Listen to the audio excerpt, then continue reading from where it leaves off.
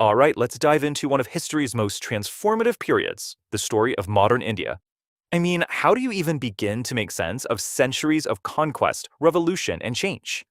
Well, for our journey, this book is going to be our map, Rajiv Ahir's A Brief History of Modern India. Its whole goal is to lay everything out clearly, so we get the big picture without getting lost.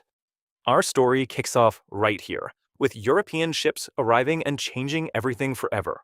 So, first up is the colonial encounter, from first contact all the way to the rise of British power. And you gotta remember, it wasn't just one group.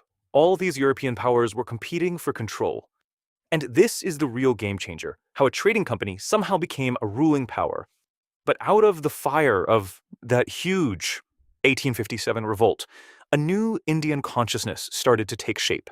This sets the stage for the long struggle for freedom, from early organizations to final independence. Now, the movement wasn't just one thing. There were tons of different ideas and strategies at play. And the final decades? Whoa, just intense negotiations, major conflicts, and monumental change. Because the road to freedom was also, tragically, the road to partition and the birth of two nations. Okay, so that's the timeline. But what makes this book great is that it asks, how do we know all this? It actually gives you the tools to look at the original sources and see how historians interpret them. For instance, you get the colonial viewpoint, which justified British rule, versus the nationalist view that fought it. And it doesn't stop there. You can look at history through Marxist, subaltern, or even feminist lenses. So yeah, from sources to timelines, this book really gives you the foundation for the whole period. So, we've got our map. Are you ready to explore?